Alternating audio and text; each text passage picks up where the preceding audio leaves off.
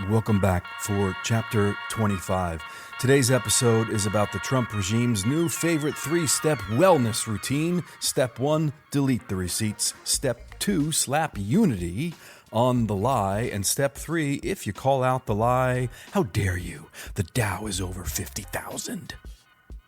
In related news, a federal judge had to order the National Park Service to put back an exhibit about the people George Washington enslaved. That's just one recent headline in a blizzard of late-stage everything headlines. It's not a controversial exhibit. It's not a partisan exhibit, not an exhibit about vibes. It's an exhibit about human beings who existed, who had names, who were forced to build the president's house in Philadelphia with their bodies, while the man who owned them was busy getting bronzed into the father of a country built on their backs, but didn't include them.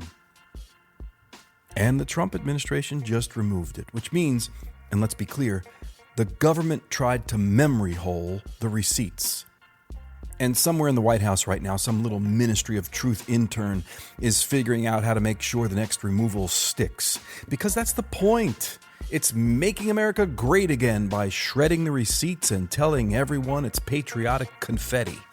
It's editing the national hard drive and then accusing anyone who remembers the old files as being woke. Like being awake is a fucking crime. Hey everybody, I'm Lloyd Dobler. Yeah, I am, the boombox kid. All grown up. And this is the Tao of Lloyd, a podcast where I take the Tao Te Ching one chapter at a time and I use it as a flashlight in the memory hole, which, okay, I know, memory hole, Ministry of Truth, 1984, every podcast, every newsletter, every guy nursing a craft beer with a Substack and a grievance is reaching for Orwell right now. And here I am, also reaching for Orwell. And I want you to know how much that pains me. I want you to know I stood at the bookshelf for a full 3 seconds before I grabbed the book. But here's the thing. The memory hole isn't a metaphor anymore. It's a job description. The Trump administration isn't just removing a flag at Stonewall National Monument. It isn't just scrubbing exhibits at the Smithsonian. It isn't just erasing the names of enslaved people from the walls of the president's house in the site of Philadelphia. It's doing what the Ministry of Truth does. Erase, replace, repeat. And we're in part 1, erase. Now, the slavery exhibit at the president's house site in Philadelphia was not the original exhibit. The original exhibit didn't mention slavery at all. The panels that named the people Washington enslaved, those were added later, after years of activism, after people showed up over and over and said, this site is incomplete. This story is a lie by omission. Put the whole truth on the wall. So what the Trump administration removed wasn't the liberal revision of a conservative original. It was the correction of an erasure, which means we're not watching history get erased. We're watching the erasure of the erasure's correction. The memory hole has a memory hole inside it. It's a hall of mirrors algorithm. The lie refreshes, the correction disappears, and you're left scrolling in circles.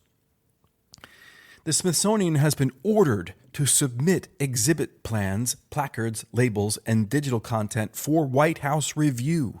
And one source described the goal as to, and I'm quoting here, reframe the entire culture of the United States from the foundation up. Let me repeat that. One source inside the Smithsonian described the current project being mandated from the White House and this Trump regime as an effort to, quote, reframe the entire culture of the United States from the foundation up. That's not a policy. That's a renovation. That's a new drywall over the bones. And the bones are us. The bones are the people this country was built on and then built over. The bones are Oney Judge, who ran from George Washington because she heard he was going to give her to his granddaughter as a wedding gift.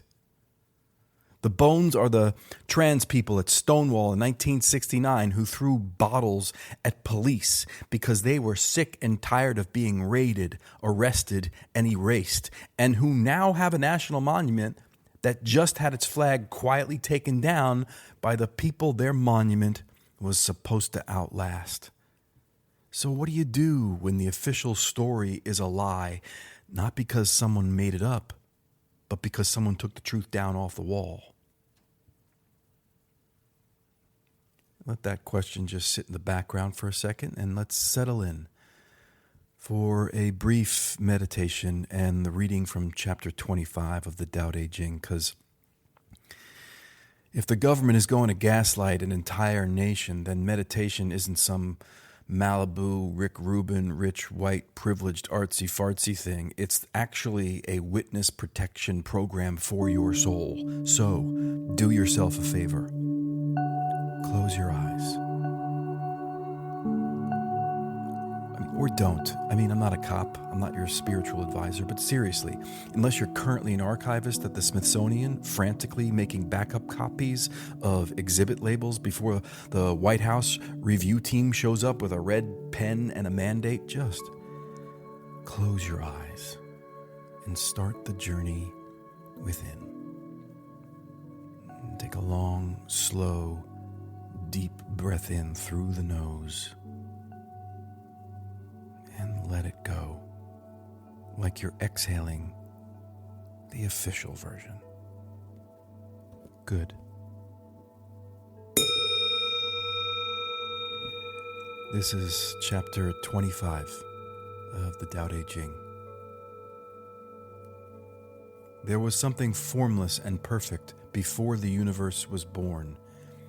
It is serene, empty, solitary, unchanging, infinite, eternally present. It is the mother of the universe. For lack of a better name, I call it the Tao. It flows through all things, inside and outside, and returns to the origin of all things. The Tao is great. The universe is great. Earth is great. Humanity is great. These are the four great powers. Humanity follows the earth. Earth follows the universe. The universe follows the Tao. The Tao follows only itself.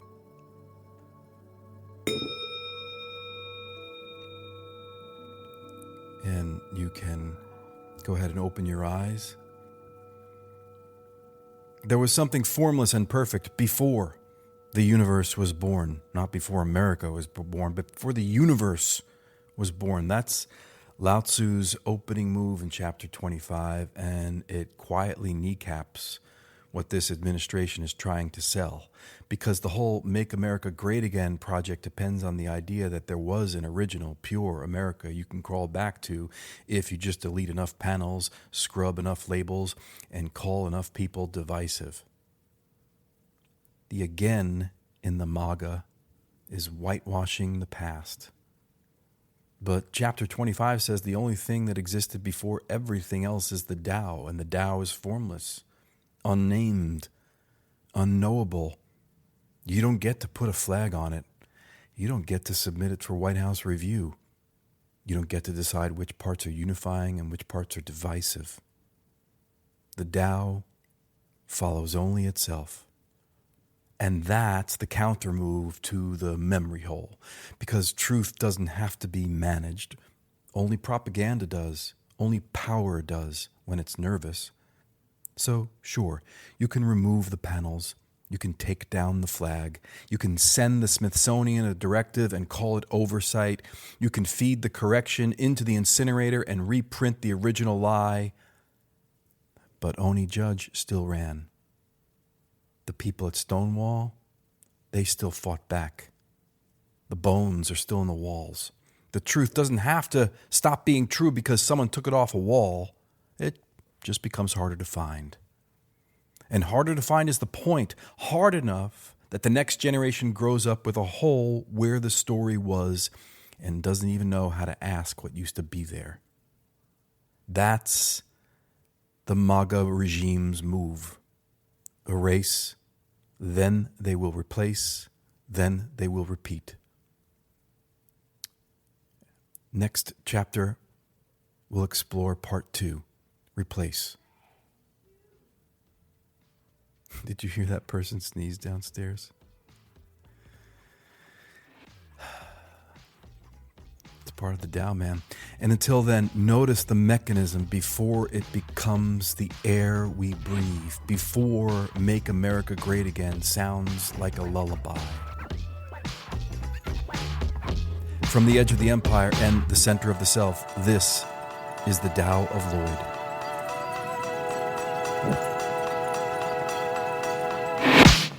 All right, friends, let's do some end credits, but let's make it mutual aid.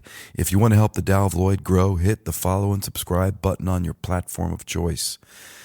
Then do a little tiny capitalist ritual that helps the show. Rate it, review it, and tap 5 stars like you're defusing a doom scroll time bomb. And please share this episode with one friend, one group chat, or one coworker who looks spiritually dehydrated. That's how this signal spreads. Thanks.